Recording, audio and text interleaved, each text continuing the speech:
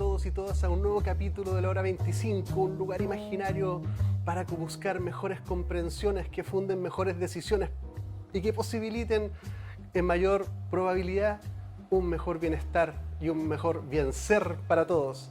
Tenemos un capítulo bien interesante porque nos vamos a referir a lo que uno puede entender como los ladrillos, las catedrales de las comprensiones. Vamos a hablar sobre los pensamientos, el pensar. ¿Dónde está esto que si uno le preguntan dónde está el pensamiento, uno lo ubica cerca de los ojos, de la cabeza? ¿El pensamiento está en la cabeza o no está en la cabeza? ¿Dónde está el pensamiento? Y para poder ir viendo a dónde llegamos con esta tremenda reflexión de la evolución del pensamiento en la humanidad, una perspectiva biológica, tenemos de invitado a Rodrigo Medel. Bienvenido, Rodrigo. Hola, Sebastián. Muchas gracias por la invitación. Estoy encantado de estar acá contigo. Feliz de poder conversar sobre esta temática. Rodrigo es doctor en ciencias biológicas, magíster en filosofía y está también aspirando a un doctorado en filosofía. Así es. Juntar todas esas cosas nos va a posibilitar hablar casi de cualquier cosa, sospecho. Vamos a ver hasta dónde podemos llegar y con qué profundidad. Pero sí, podemos hablar de varias cositas y pasarlo bien. Entonces, Rodrigo, mira, vamos a ver a dónde llegamos. ¿Nos podrías contar un poquitito qué es el pensamiento y cómo ha ido evolucionando junto con el linaje de nuestra especie? Bueno, en primer lugar precisar que lo que uno pudiera concebir como la historia del pensamiento o del razonamiento o de la creación de imágenes del mundo de nuestros ancestros, es decir, mirando hacia el pasado, es muy difícil. Digamos, es una empresa, yo diría, casi imposible de realizar. Uno toma algunos proxies, algunos indicadores acerca de lo que presumiblemente pudieron haber razonado y cómo pudieron haber razonado nuestros ancestros. Pero esa perspectiva tiene ciertas limitaciones. Tal vez la limitación más grande es la idea de que lo que nosotros hacemos actualmente, en nuestra especie contemporánea, Homo sapiens, tiene mucho, es el resultado de lo que fue beneficioso para nuestros ancestros, en las condiciones ambientales en las cuales ellos vivían, etc. Entonces, tiende a asignarse con mucha facilidad un valor funcional a los rasgos que nosotros tenemos actualmente e interpretarlos como el resultado de un valor adaptativo que tuvieron en el pasado estos comportamientos. Y eso es de alguna manera es un abuso bastante fuerte que se tiene en una disciplina en particular que se llama la psicología evolutiva, que precisamente hace un abuso desde mi perspectiva de este tipo de razonamiento adaptacionista. No obstante, hay algunos aspectos que sí pueden ser destacables, pero el abuso de la adaptación es un tema muy complicado y que viene no solamente ahora, sino que proviene de los 1700, incluso anteriores a eso, donde lo que prevalecía era una concepción totalmente adaptacionista, en cual todos nuestros rasgos, incluyendo los del pensamiento, además de nuestros rasgos fenotípicos más morfológicos, no solo de nuestra especie, sino que en general de toda la naturaleza, era el resultado de una adaptación perfecta al medio. Y eso tiene que ver con una concepción religiosa, creacionista, donde un creador, actualmente se le llama un diseñador inteligente, creó estos organismos que estaban perfectamente adaptados a sus circunstancias. En ese tiempo la evolución prácticamente no existía, entonces lo que prevalecía era la idea de la creación perfecta, la perfecta armonía de los organismos con el medio y por lo tanto también nosotros, como seres humanos, perfectamente adaptados al medio. Entonces, evidentemente esa fue una idea que prevaleció hasta un momento determinado, exactamente al origen de las especies de Darwin, ¿verdad? Cuando cambia toda esta perspectiva y ya no hay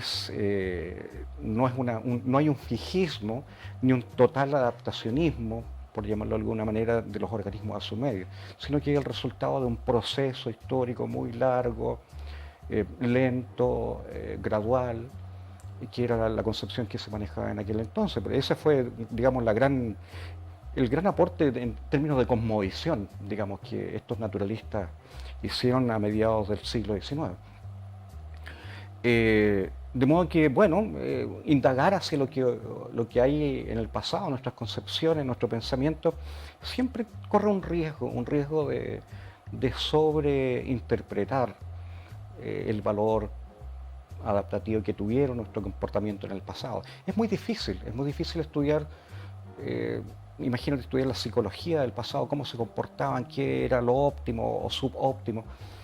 Tiene un gran componente de especulaciones y uno como científico tiene una nota de precaución sobre eso.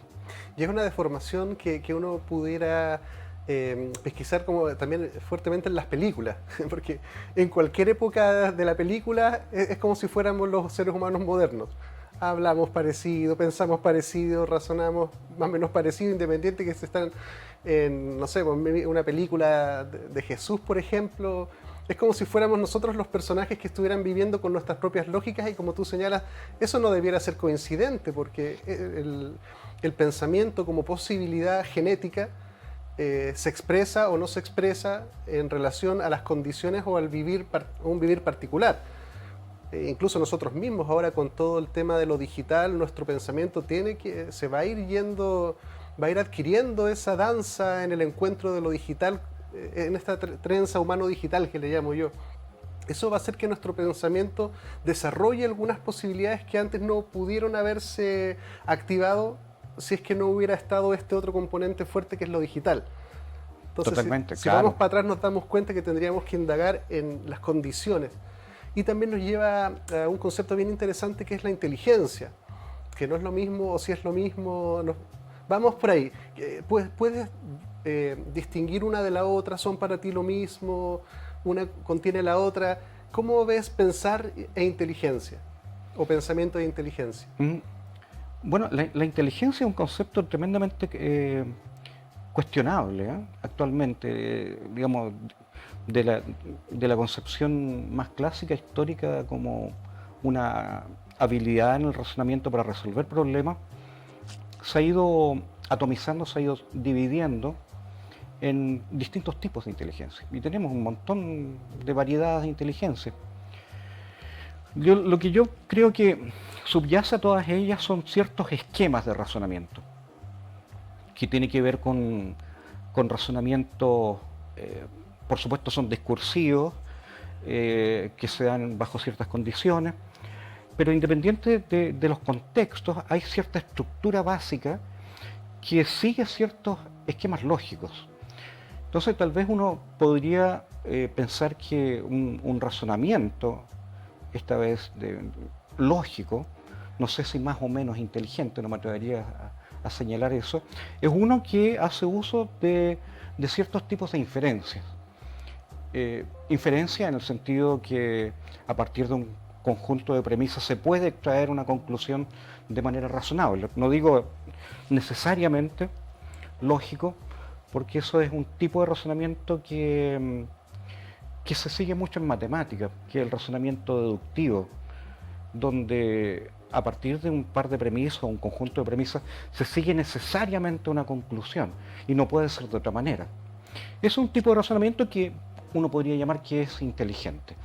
Y eso es lo que normalmente se señala como un razonamiento inteligente. Digamos, la gente por lo general piensa que los matemáticos y los físicos son personas muy inteligentes, porque precisamente usan ese tipo de razonamiento deductivo. Y hay ciertas formas deductivas que son las canónicas, que fueron ya señaladas por Aristóteles. El razonamiento deductivo y el razonamiento inductivo. Se usa mucho en ciencia, y eso también tiene que ver con la creencia, tal vez no justificada, de que los científicos somos personas particularmente inteligentes. ¿Y podemos confirmar la hipótesis o que tenemos que dudar de ella? Hay de todo, como en cualquier grupo humano, tenemos personas que razonan muy bien y otras que razonan muy mal. O si tú quieres, muy inteligente o menos inteligente. Pero también está otro tipo de razonamiento, que es el razonamiento inductivo, donde a diferencia del deductivo uno parte de unas premisas y extrae una conclusión no de manera necesaria, no es que se desprenda necesariamente la conclusión, sino que hay algo que en la conclusión que no puede ser explicado por las premisas. Entonces es un poco más abierto. Ese también es un tipo, ese nosotros usamos mucho en ciencia de ese razonamiento. Hacemos generalizaciones donde caben las excepciones.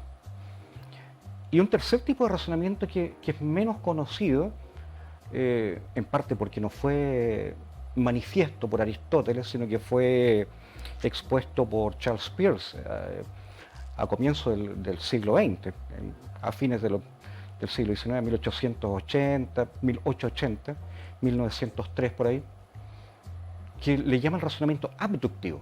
Y ese es muy interesante y que también es un razonamiento que uno pudiera adquirir, decir, sí, este tipo es muy inteligente porque tiene ideas muy innovadoras, se le ocurren muchas cosas, hace muchos descubrimientos. Y la abducción consiste en un paso donde uno parte de los hechos para elaborar una hipótesis que explique los hechos. Entonces, en otras palabras, uno se encuentra uno va indagando cosas, curiosidad de niño, y tiene un background, tiene un conocimiento de fondo, en el cual va permitiendo situar las observaciones en ese conocimiento de fondo donde cobran sentido, se entienden las cosas que pasan. Pero de pronto uno se encuentra con algo que no encaja en el conocimiento de fondo que uno tiene. Y entonces es una observación sorprendente. Y ahí, para dar cuenta de esa observación sorprendente, ese hecho anómalo, inventa una hipótesis, inventa una posible explicación. Y eso es lo que hacemos en ciencia, normalmente. Y eso son las creaciones que hacemos nosotros como descubrimientos científicos. Es eso, son razonamientos abductivos.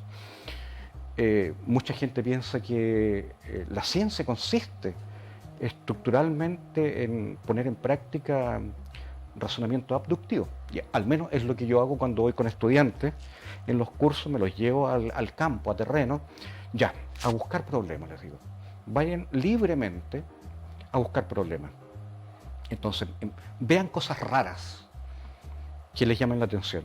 Y ahí después empiezan a, mire, profesor, yo encontré esto que no sabía, no encajaba con lo que yo sabía. Bueno, inventa una hipótesis. Entonces ahí uno va estimulando ese tipo de razonamiento que a la postre significa la creación. Porque una hipótesis es una creación, es un postulado hipotético que permite explicar estos hechos anómalos. Y eso es muy interesante porque, fíjate que muchas veces cuando uno hace investigación y encuentra algún dato raro que no encaje, se da el trabajo para decir, ¿por qué ese dato raro? A ver, las condiciones a lo mejor no eran las correctas, las adecuadas. Bueno, ok, es lo que se llama técnicamente un outlier. Ok, tenemos razones justificadas para eliminar ese dato. Y se elimina. En circunstancias que ese dato puede contener una señal que es muy poderosa para descubrimientos nuevos. Entonces yo diría que la pregunta tuya relacionada con la inteligencia tiene que ver con los estilos de razonamiento, y esos estilos están sustentados en ciertos razonamientos lógicos, que básicamente son tres: deducción, inducción y abducción. Y con esas cosas nos manejamos usualmente en nuestros relatos, en nuestras conversaciones cotidianas. Nosotros hacemos uso de estos razonamientos. Yo ahora, al estar conversando contigo, al darte esta argumentación, estoy usando razonamiento deductivo, razonamiento también inductivo y probablemente también abductivo, quién sabe. Y es muy interesante rastrear, por ejemplo, cómo fue el razonamiento de algún gran científico. ¿Cómo llegó a dar con tal teoría? Y hay algunos científicos que tienen un muy buen registro de cómo ellos han ido razonando, que los ha llevado a pensar ciertas cosas. Entonces uno puede identificar con cierta precisión cuáles fueron los tipos de razonamiento que ellos han usado. Y uno ve perfectamente que la abducción está presente en todos los grandes descubrimientos. Y en los descubrimientos matemáticos y físicos están presentes muchas veces el razonamiento deductivo con el abductivo y también incluso el inductivo, a pesar de que se trata una disciplina puramente teórica, formal, la matemática, donde lo que importa es la conexión de los símbolos en un lenguaje determinado, dentro de una cierta rama matemática. Lo que importa es que estén bien conectados los símbolos, de modo que se puedan extraer conclusiones lógicas. Y eso depende de cada lenguaje que se use. Entonces, básicamente, la gente que trabaja en este tipo de ciencias, matemáticas, física, son expertos en articular esta simbología, bajo el lenguaje particular que ellos usan. Y nosotros, los que trabajamos con las ciencias más fácticas, más factuales, hacemos uso de inducciones. Encontramos ciertos descubrimientos creados por abducción, muchas de ellas, y hacemos generalizaciones empíricas que pueden ser puestas a prueba con experimentos, con cosas, y así ir generando piezas de conocimiento que sean de utilidad, ya sea en términos de producción de conocimiento o de utilidad práctica. Me parece súper interesante el abordaje científico en cuanto va buscando los porqués, que son los fundamentos. Porque uno puede hacerse distintas preguntas en la vida. ¿Para qué? ¿Con quién? ¿Por qué? Distintas preguntas. Pero justamente la que indaga el por qué es el que está buscando, el que explica el fundamento de algún tipo de fenómeno. Y es bien interesante. Exacto. Esa búsqueda del por qué. Y uno lo ve, a veces o yo por lo menos digo, en la observancia de lo cotidiano, político, societal, también hay que decirle, ¿y por qué me está diciendo esto? ¿Por qué están haciendo eso? ¿Por qué lo están haciendo así? ¿Por qué no hacen esto otro que pareciera ser bastante razonable o esperable? Yo diría, algo de pensamiento científico, algunas cosillas estamos intencionando en la búsqueda de los porqués. Siempre cuando uno hacemos una pregunta de los por qué, estamos demandando una explicación. O sea, ¿por qué tal cosa? ¿Por qué Y? Y la expectativa es que uno llegue a entender por qué X, de modo que si X, entonces Y. Digamos, el X actúa como un generador del Y, que es lo que demanda una explicación. Entonces es una petición por explicación, por un aparato causal. Es súper interesante esa línea porque en lo fáctico uno diría que está... A ver, déjame ver cómo decirlo. Porque de la otra vez que te comentaba que conversé con Leonardo Lavandero sobre la cibernética tercer orden, entonces ya me cambió el paradigma, entonces hay cosas que ya no puedo decir. Uno cuando va avanzando en los porqués, en las ciencias fácticas, uno esperaría, entre comillas, perdóname el desliz del lenguaje, pero cierta pureza, entre comillas. Ahora con la cibernética tercer orden eso no existe, ya, sí lo sé. Pero por otro lado, en lo social o en lo humano, cuando uno le pregunta a otro, ¿por qué hiciste eso? Uno también se ve expuesto a la deshonestidad, al engaño, incluso a que en verdad no lo sé. Sabes que nunca me lo había preguntado, en verdad no sé por qué lo hice. El no lo sé, yo creo que es la pregunta, o sea, la respuesta más honesta que uno puede dar a algo. Y el no lo sé está siempre presente. O sea, yo creo que es un principio fundamental de cualquier indagador, en cualquier ámbito del conocimiento, es el no lo sé. Y también eso está presente en ramas de la espiritualidad, ¿sí? en el budismo, fundamentalmente.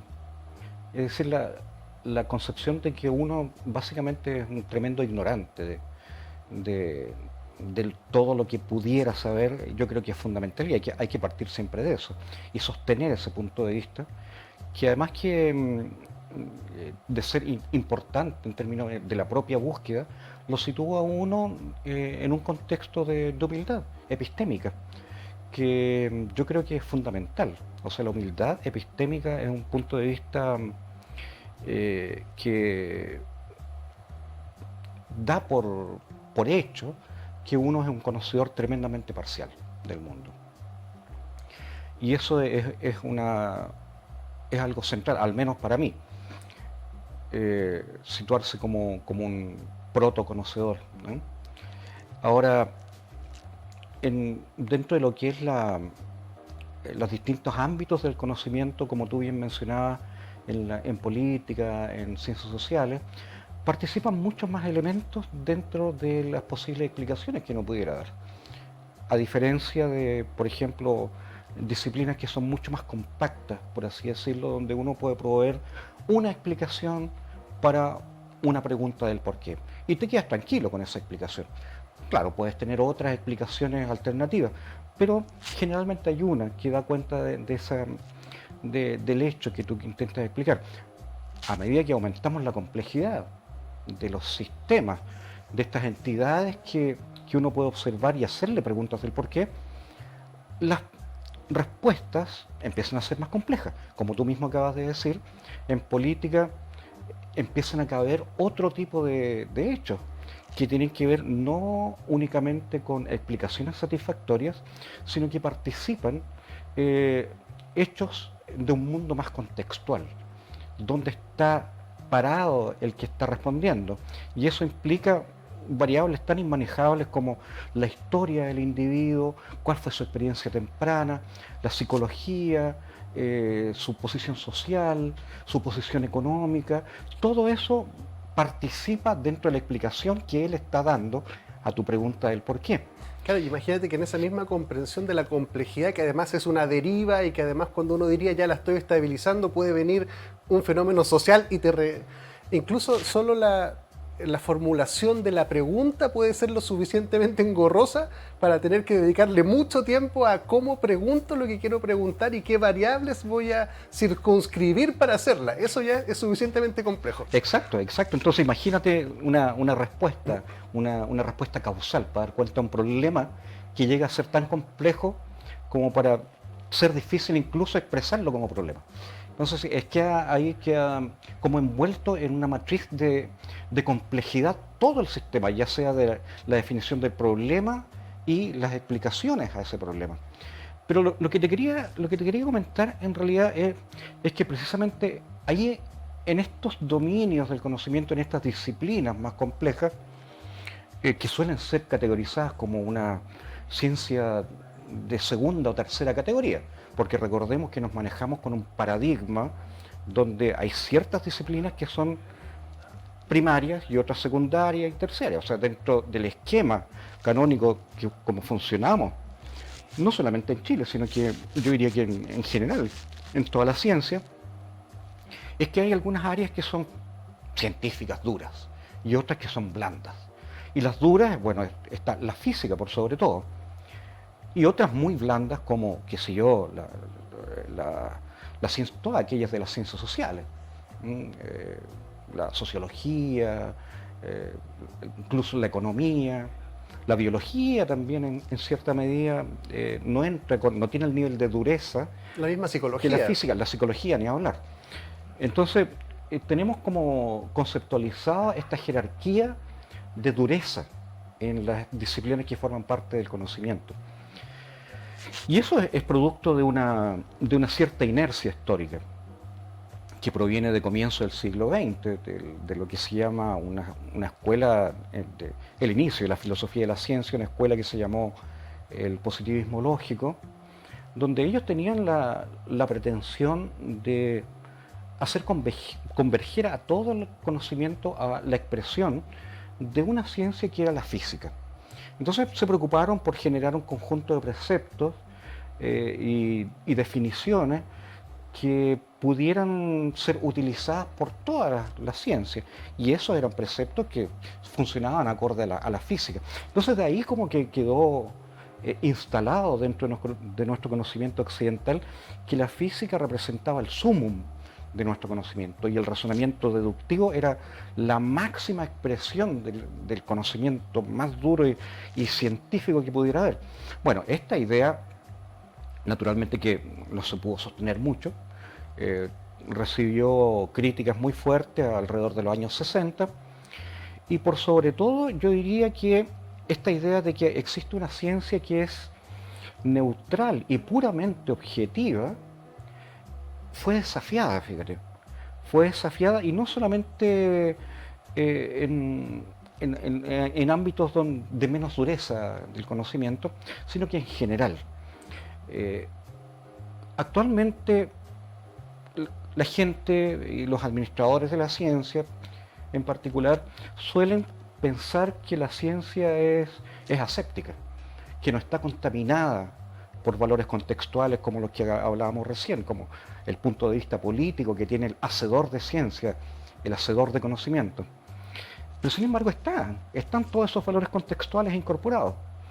Las hipótesis que uno propone, los tipos de respuesta que son aceptables, las prácticas experimentales que usa, cómo comunica los hallazgos de las investigaciones que uno realiza, son todas determinadas en gran medida por nuestros presupuestos contextuales, Sí. y por variables sociológicas, políticas, psicológicas, ahí se acuña etc. esta como frase que dice, no vemos las cosas no vemos lo que es, vemos lo que somos. Exacto. Es ese cambio de paradigma, porque el como somos nos embute en el fenómeno que pretendemos explorar. Exactamente. Y fíjate que lo más grave desde mi punto de vista es que muchos de esos supuestos, porque son supuestos, nos manejamos con muchos supuestos, que son supuestos de fondo y de base y que los damos por hechos. En ese sentido, hay algunos autores, unas autoras en particular muy importantes, en estas perspectivas de criticar el supuesto de neutralidad valórica.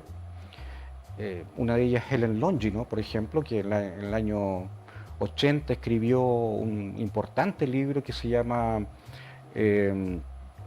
Ciencia en un contexto social. Sí, claro, ciencia como conocimiento social, que fue la primera que avisó sobre la posibilidad de que nos hablábamos de una ciencia pura ni limpia como siempre hemos pensado, sino que está llena de valores contextuales. Y ella señaló que en realidad lo más grave es que nosotros hemos en la práctica normalizado supuestos y pensamos que eso son limpios. Por ejemplo, ella era feminista. El caso más notable es si pensamos en que nuestro conocimiento actual es el resultado de decisiones de género tomadas en el pasado, supongamos en un ámbito del conocimiento cualquiera, tenemos que mucho del conocimiento actual en ese ámbito tiene una perspectiva de sesgo de género, teorías machistas, por llamarlo, y teorías que sean de igual representación genérica, o al menos no sesgadas en términos de género, fueron rechazadas al comienzo, cuando comenzó esa discusión, por decir algo, en 1850. Entonces, ¿qué pasó ahí? Se tomó una decisión al inicio del desarrollo de este ámbito que excluyó una perspectiva neutral de género o excluyó perspectiva feminista incluso. Entonces, todo lo que vino después, todas las hipótesis que se fueron creando y cómo se fue diversificando ese conocimiento embrionario en aquel momento, tuvo el sesgo de género.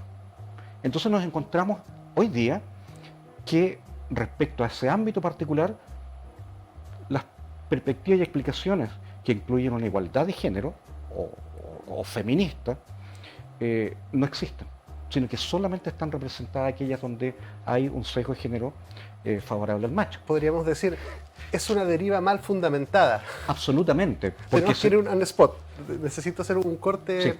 Ahora, pero es súper interesante eso, porque uno podría ser como los fundamentos olvidados y esta búsqueda siempre de ya volvamos a los fundamentos, porque uno se empieza a dar cuenta, como tú mismo explicaste muy bien, de que hubieron distorsiones en el origen del pensar, o las distinciones que fundaron la deriva del pensamiento se cuestionaron. Y si tú cuestionas eso, tú dices, bueno, habría que revisar si esto está mal fundado o el encuadre que se le hizo.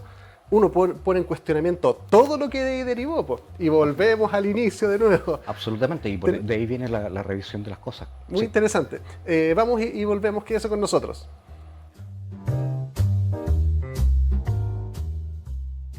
En Clínica Gastrosalud contamos con equipos médicos de excelencia y tecnología de punta para garantizar salud y bienestar a un excelente costo. Contamos con servicios médicos integrales especializados en tratamientos gástricos y programas completos para la obesidad. Realiza tus reservas de hora en la página www.gastrosalud.cl. En Clínica Apoquindo contamos con una infraestructura de primer nivel para ofrecer servicios de instalación de balón gástrico, pellet antialcohol, cirugías plásticas reconstructivas, cirugías estéticas, kinesiologías, psicología, psiquiatría, nutricionista. Visítanos en www.clinicapoquindospa.cl. Clínica Medical Home, líder a nivel nacional en hospitalización domiciliaria y servicios ambulatorios para pacientes agudos, subagudos y crónicos. Clínica Medical Home entrega a su disposición experiencia y trayectoria en salud a través de servicios especialmente pensados en las necesidades de cada persona, adaptando el concepto de comodidad a sus instalaciones y residencia mediante altos estándares de calidad. Visítanos en www.cmhchile.cl. Clínica Medical Home.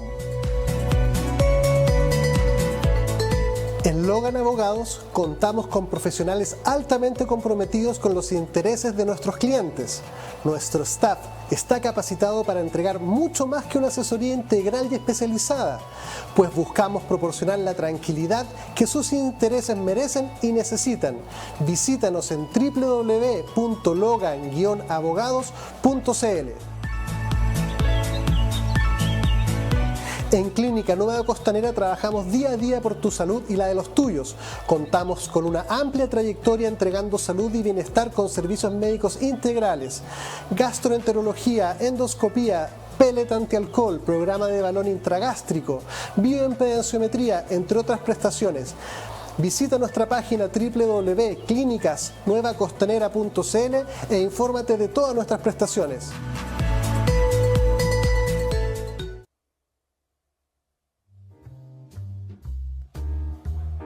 Bienvenidos a todos y todas.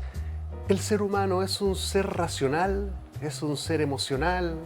Lo racional es exclusivo y propio de lo humano, o están los animales. ¿Uno puede hablar de inteligencia en el resto de los animales? Rodrigo Medel, doctor en ciencias biológicas.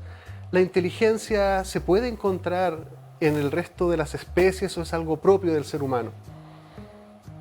Buena pregunta, buena pregunta. Yo creo que uno podría decir qué es la inteligencia, es como lo primero que habría que entender. Al menos hay en otras especies, hay señales que indican que hay razonamientos equivalentes a los que tenemos nosotros, no en el sentido de autoconciencia, eso es muy difícil poder descifrarlo, pero hay respuestas al menos que sugieren fuertemente que, al menos en otros primates, que es lo más cercano, que ocupamos un mismo tipo de esquema conceptual. Pero para mí lo más interesante, digamos, dentro de esa pregunta, es lo que se ha encontrado recientemente en organismos, en pulpos y en calamares también, en pulpos, se ha encontrado que tienen un tipo de inteligencia que es muy, muy poderosa, pero con esquemas y categorías que son fundamentalmente distintos a los nuestros. O sea, lo que nosotros podemos decir que es inteligencia para nosotros, no tenemos motivo ni razón para decir que es lo que le podría resultar útil para otros organismos, con pensamiento igual de complejo. Es como imaginarse lo que podría ocurrir con un hipotético extraterrestre que razonara de una manera distinta a nosotros, muy distinta, con distintas categorías, con distintas articulaciones, con un lenguaje completamente distinto, pero que le resultara funcional y beneficioso utilizar estos esquemas de razonamiento. Entonces, definir la inteligencia Depende mucho del contexto en el cual se desenvuelve el organismo que está haciendo uso de esta facultad. Y para nosotros sí encontramos que hay algunas especies que tienen ciertos esquemas parecidos al Homo sapiens, que son naturalmente nuestros primates más Los cercanos. primates. Primates, claro. Cuando yo te digo, tú eres un primate, no es una ofensa. Pero lo que pasa con los pulpos es una cosa asombrosa, porque son otras categorías. Y eso nos fuerza a nosotros como indagadores, como científicos, a valorar y a comprender de qué manera se han desarrollado estas distintas maneras de categorizar el mundo y que son perfectamente válidas. El día de mañana puede aparecer que no solamente los pulpos tienen un tipo especial de conceptualización del mundo, sino que otros animales también. Pero hasta el momento los pulpos resultan ser los más asombrosos, precisamente porque desafían nuestras concepciones de qué es lo que consideramos inteligente. Hay un excelente autor en filosofía de la ciencia y en particular de filosofía de la biología, que es Peter Gottfried Smith, que es un muy buen filósofo que está en Australia, él es australiano, y que ha trabajado, bueno, tiene para mí el mejor libro de introducción a la filosofía de las ciencias de él, y ha trabajado precisamente en la inteligencia de los pulpos. Y ha llegado a algunas cosas que son muy sorprendentes en términos de cómo conceptualizar esta forma de categorizar el mundo y moverse en un mundo conceptualizado de una manera diferente a lo que nosotros consideramos como Claro, porque son inteligente. preguntas ya súper abstractas, pero uno pudiera pensar, ¿nuestra inteligencia nos permite entender otro tipo de inteligencia? Por ejemplo. Claro, nosotros podemos hacerlo. Nosotros podemos hacerlo porque tenemos las facultades para inteligirlo. Pero al mismo tiempo quedamos clausurados a entender aquello que nos es posible entender, de acuerdo a nuestro esquema Claro, perceptual. es interesante eso porque ahí llegamos al límite. Es decir, nuestra inteligencia, nuestra estructura, que la estructura determina la función, como se dice, tiene un límite. Hay un lugar en donde uno ya tiene que, y ahí donde yo ya empiezo a medio orientar la cosa al Tao, por decirlo de alguna forma, en donde uno tiene que aceptar que todo lo cognoscible por el ser humano tiene un fundamento, y ese fundamento tiene límites. Y entonces, ¿qué hay más allá de eso? Claro. Mira que es súper interesante esa reflexión que haces tú con la filosofía oriental, porque nosotros en Occidente, digamos, dentro de las corrientes de conocimiento, en general apelamos a un ámbito que es la epistemología. ¿Cómo logramos conocimiento? Es la línea de reflexión propia de los filósofos que se dedican a este tipo de preguntas. ¿Cómo hacemos para entender? ¿Cómo nos aproximamos? ¿Cómo sabemos que estamos conociendo algo? ¿Qué requisitos tenemos que satisfacer para decir que sabemos algo, que lo conocemos? Y esa es una pregunta que siempre, digamos, uno como una persona natural, digamos, siempre se hace, pero desde un punto de vista más técnico, son preguntas que fueron inauguradas más formalmente desde Aristóteles, el gran constructor de la filosofía y del conocimiento occidental. Y desde allí, en particular, en su libro En el Teeteto, es donde hace referencia expresa a lo que es el conocimiento, y lo plantea como un modelo, que el nombre técnico es el modelo de conocimiento verdadero y justificado. Es el nombre técnico que tiene. O sea, yo sé algo en la medida que ese algo es verdadero y que yo puedo justificar por qué es verdadero. Y gracias a eso yo puedo decir que sé algo. Por eso es verdadero y justificado. Y ese esquema, ese modelo, ha prevalecido hasta nuestros días, pero sin embargo fue desafiado como a mediados de los años 60 Y esta es una historia muy bonita porque eh, había un filósofo en Michigan, me parece, que es Gettier, es el apellido de él, y que era un filósofo que no había publicado nunca nada y estaba en el departamento de filosofía y llegó un momento en el cual el director del departamento le dijo, mira, tienes que publicar algo porque si no te van a echar. Y el tipo dijo, ah, ya, bueno, tengo que publicar algo urgente. Y escribió un trabajo de 2 páginas donde desafió este paradigma de Platón. Pero lo verdadero lo justificaba la de Aristóteles. Sí, claro, el modelo de, sí, perdón, este es de platónico. El modelo de conocimiento verdadero justificado. Y eso originó una crítica furibunda a este modelo. Y desde entonces, digamos, lo hizo permeable. Lo hizo permeable, se podía llegar a un conocimiento no necesariamente a través de algo que fuera verdadero justificado, sino que por azar, por ejemplo. Se podía llegar a creer que uno conocía algo en circunstancias que no lo conocía. Y eso abrió como una especie de radiación adaptativa de distintas escuelas en epistemología, y actualmente hay una diversidad donde no necesariamente se usa ese esquema. Entonces tenemos un esquema, por ejemplo, en epistemología social, cuando un testimonio es aceptable como verdadero, cuando uno debe confiar en el testimonio de otro para aceptarlo como una verdad. Tremenda pregunta. Es sobre un todo ámbito, en el mundo que vivimos. Es un hoy en ámbito día. de epistemología, exactamente. Con las fake news y todo esto, eso en filosofía se estudia. Otro tipo de perspectiva que se usa es la epistemología de virtudes, que es muy interesante también, donde el conocedor tiene que contar con ciertas características personales en su psicología, en su forma de ser, que lo hacen conocedor, más tener un mayor acceso a la verdad que otros individuos. Entonces son rasgos del carácter los que pesan más ahí. Y en ese sentido, hay un autor que es muy importante dentro de la epistemología de las virtudes, que es un cubano que se radicó en Estados Unidos hace mucho tiempo atrás, incluso antes de la Revolución Cubana, que se llama Ernesto Sosa,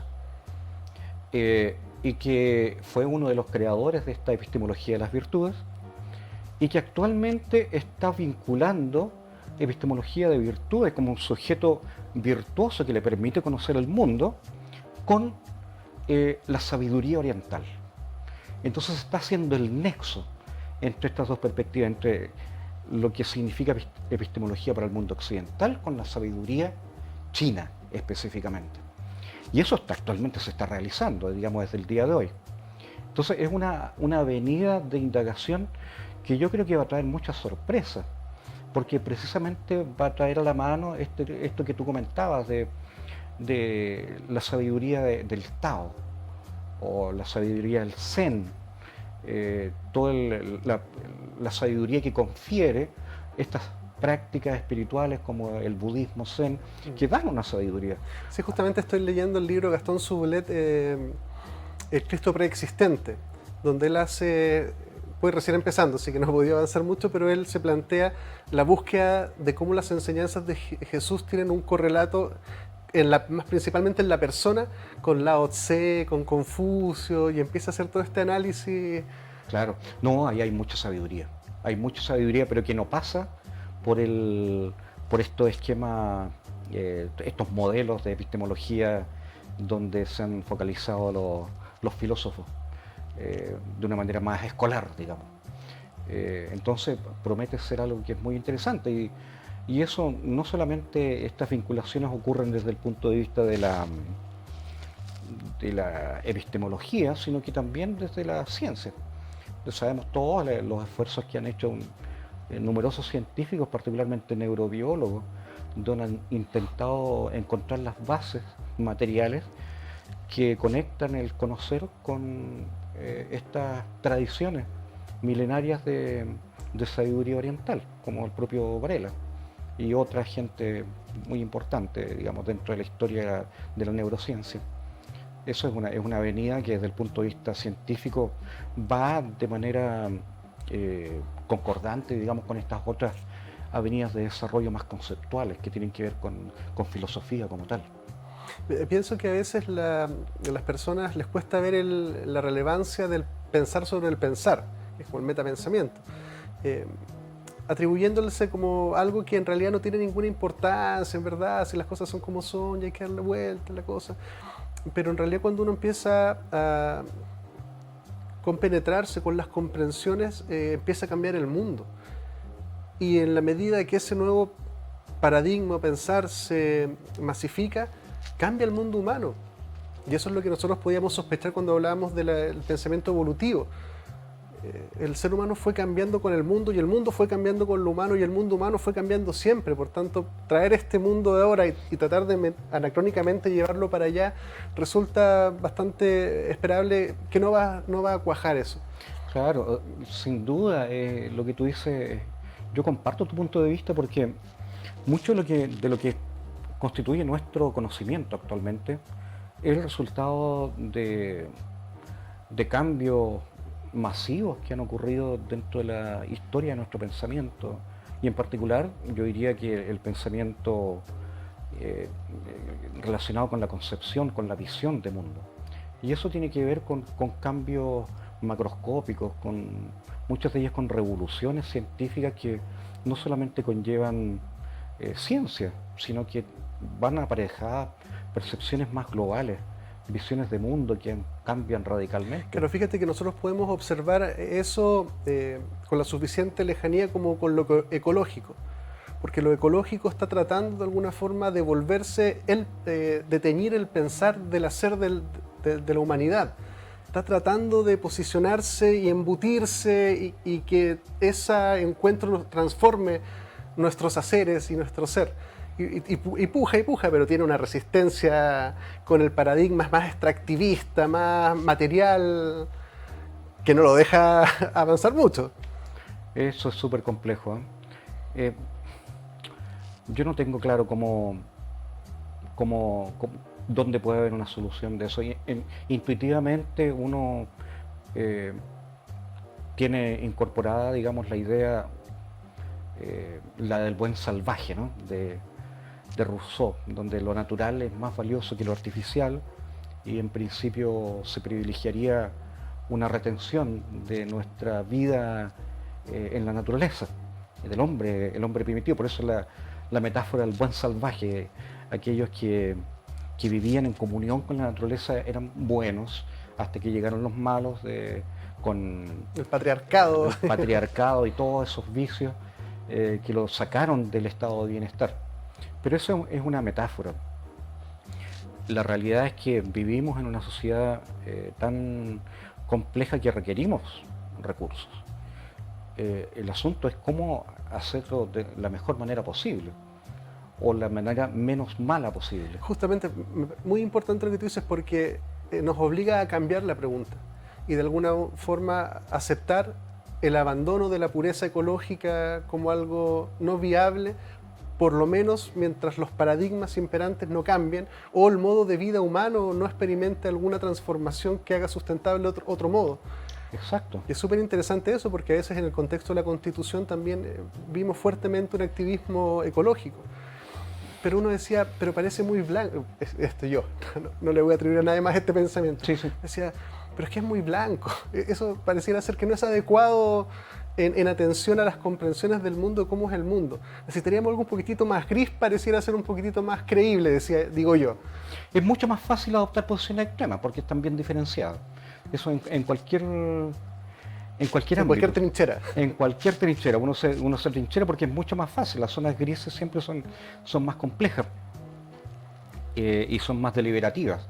Entonces es más fácil tomar una aproximación de los extremos.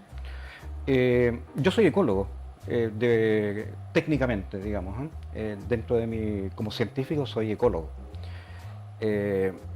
pero no ecólogo en términos de medio ambiente, sino que yo estudio las interacciones que se dan en la naturaleza bajo ciertas ópticas, con ciertas herramientas metodológicas, con ciertas teorías de fondo, manejamos con hipótesis científicas. Más que medioambientalista. Sin embargo, lo que yo vi en las propuestas medioambientales en la nueva Constitución son algunos elementos que precisamente apelan a la idea del buen salvaje. Y eso me pareció que debía ser justificado, cosa que no ocurrió. Por ejemplo, la idea del equilibrio de la naturaleza. Está mencionado, para mantener el equilibrio de la naturaleza no hay que hacer tales y tales cosas, se va a privilegiar esto. Pero ¿de qué equilibrio de la naturaleza? La idea de equilibrio no tiene sustento científico, pero sin embargo lo usamos libremente como metáfora. En ciencias usamos muchas metáforas, pero que si uno va a la correspondencia científica que tengan, muchas de ellas no son justificadas. Y la idea de equilibrio ecológico no es justificado, porque no hay nada que nos haga presumir que la naturaleza está en equilibrio.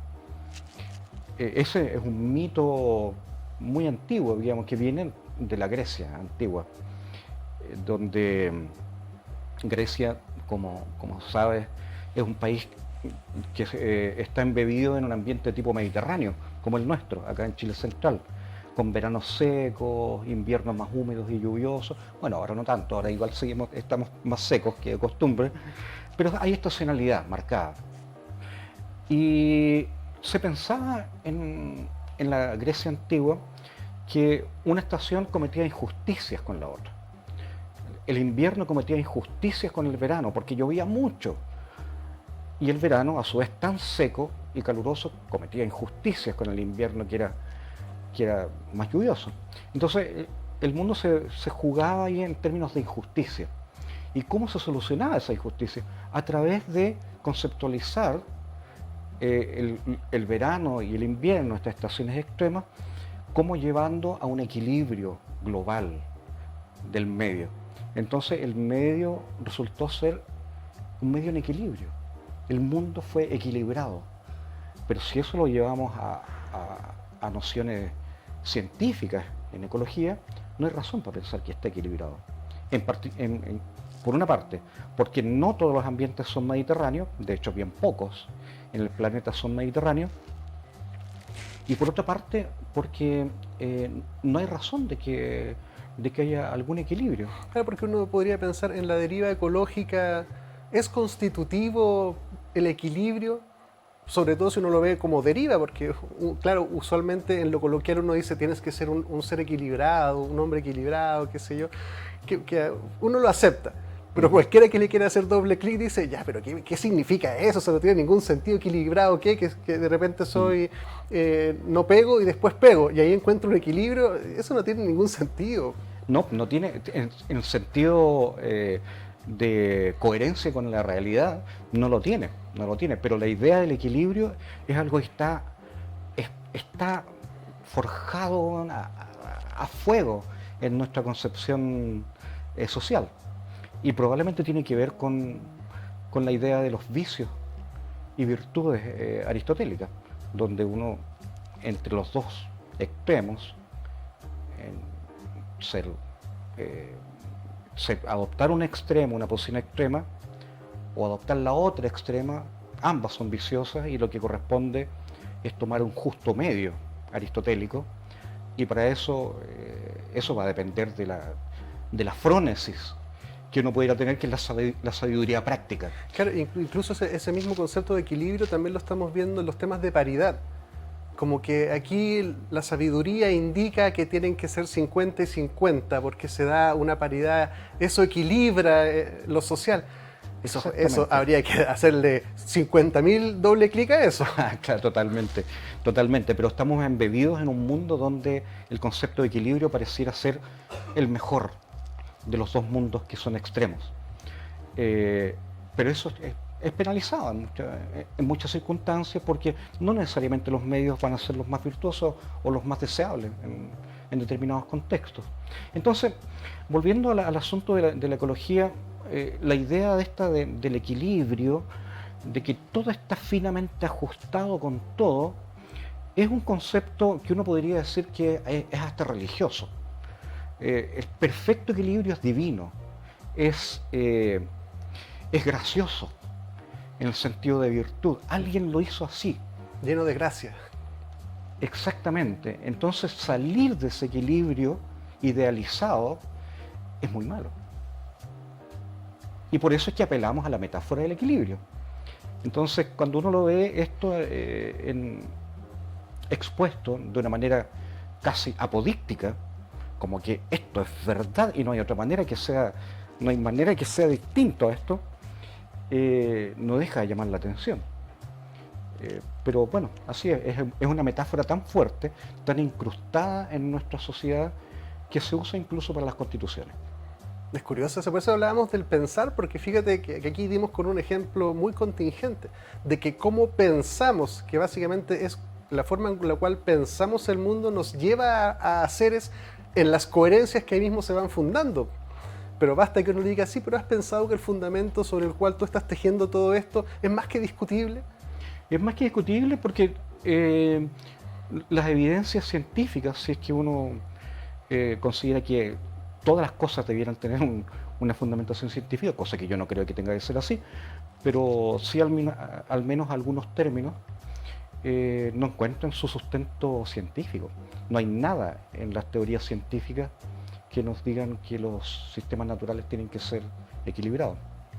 Ahora, usamos ciertas herramientas, por supuesto metodológicas, que parten de algunos supuestos en equilibrio, pero nada más que como supuesto, pero como descripción de sistemas, si es que hay algo, en ese sentido más bien pareciera ser caracterizado por no equilibrio, por indeterminismo, por sistemas más bien aleatorios. Claro, que finalmente nos lleva, bueno, aquí pasamos ya al gran demiurgo, pues, pensar de que hubo una inteligencia inicial que generó un sistema perfecto que los seres humanos debemos comprender a través de la sabiduría, preservar, construir e intencionar. Si tú asumes eso, ya obviamente que hay un equilibrio que estamos rompiendo y debemos restituirlo vía constitución. Sí, y eso, claro. Imagínate desde dónde termina llegando la filosofada, como se dice. Es un supuesto antiquísimo. Sí. Pero que uno tiene que, como científico o como indagador, yo diría, a mí me gusta la palabra indagador más que científico, fíjate. Creo que es más amplia. Tiene que ser crítico en primer lugar con lo que uno cree, como verdadero.